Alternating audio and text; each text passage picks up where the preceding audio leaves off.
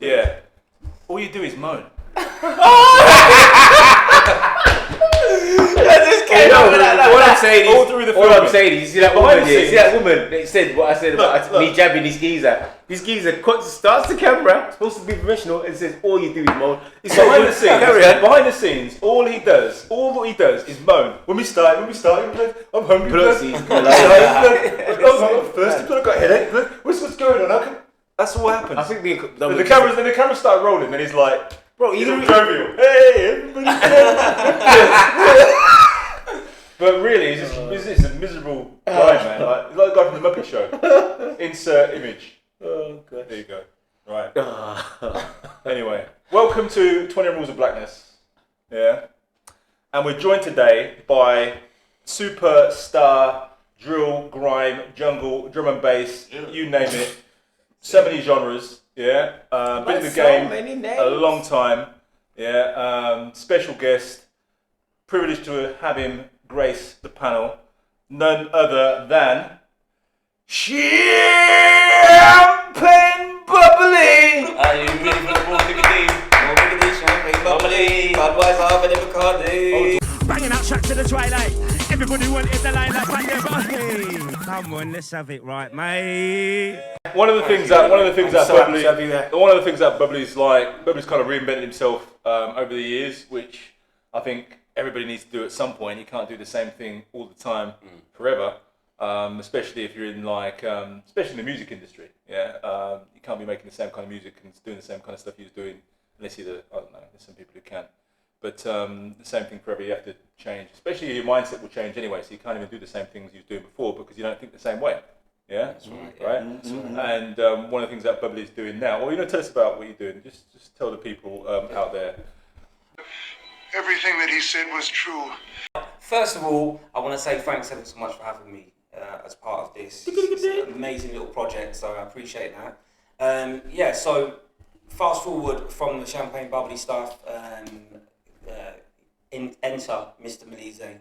Mr Milise is from an introspective point of view, like a place where I had to reflect, a place where I had to look back and address certain social issues, and I wanted to be able to articulate that on paper.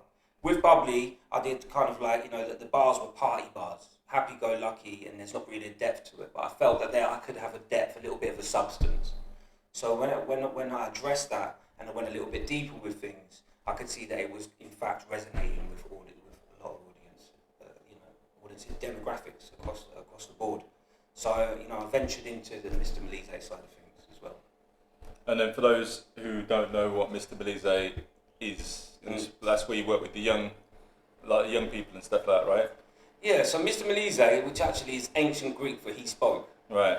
Yeah, so I went through Google Translate, looked in Arabic, looked at it in Russian, and it was saying all these different words that didn't quite go.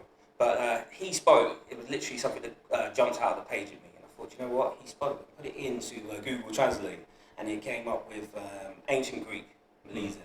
Because I felt that if I spoke, people would listen. I felt that I could use a platform, an already established platform, and it's all about the messaging that I was putting out.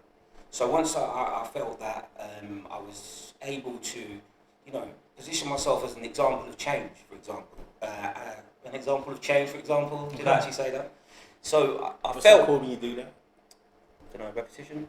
No, you come with a better word last time. It's all right. Go on. Yeah. So what I did is. I felt that I could use my platform to help educate young people.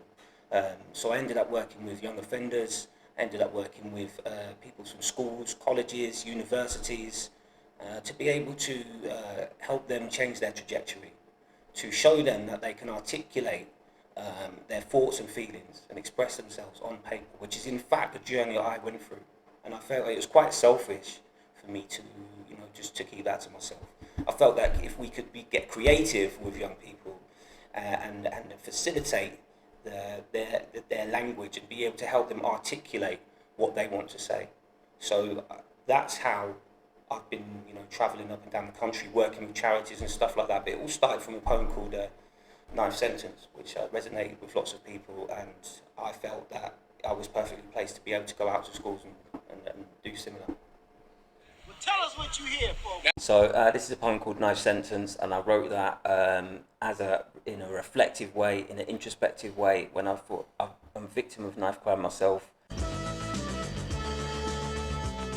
And since I wrote this, it's resonated with lots of people. And in fact, what happened is mothers who had lost their sons, sadly, reached out. Cousins who had lost cousins, siblings who had lost siblings, all reached out, and that's what enabled me to start. That's what inspired me, to start Knife Crime Victim Support. So this is Knife Sentence from myself, Mr Milise.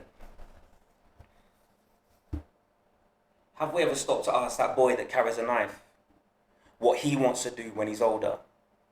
If his parents are still together and who his role models are? Because I guarantee you, he don't live next door to a doctor.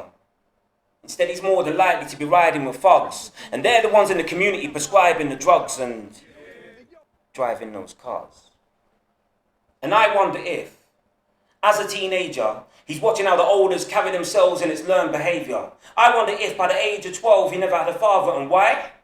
At the age of 13 he had his first balaclava. Was he ever scared? Is it that mum don't care, or is it just that she was never there?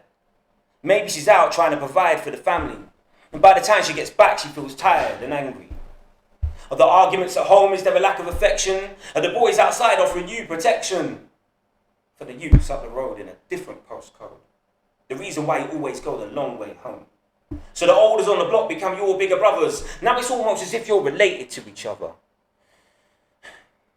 Gang related. Now we've got a council estate kid filled with hatred who needs to be initiated before he's fully affiliated. Is that environment just making him numb? Does you have a choice, or is it safety in numb? Because they're not meant to be your mentors. That's what we need grown men for, to lead by example and to nurture ambition, to teach discipline, to understand and to listen. And I apologise for generalising, for coming across like I'm stereotyping. But we all need to know we are marginalising a whole generation when we criminalise them. Who really wants to end up in prison or dying? And the social networks make it all look exciting. The way that gangs incite violence live online and it's followed by an advert to make sure we're still buying. And I'm not about to blame it all on drill. But thoughts become words. And words become real. So tell me there's not a vested interest in what's manifesting, when all the kids can hear is I splashed him and I chefed him, dipped him outside of his house and then left him. For his mum to find him? Have you been to a funeral and heard the mother crying? I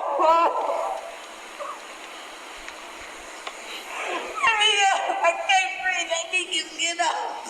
When her son's in the ground, it sounds like she's dying.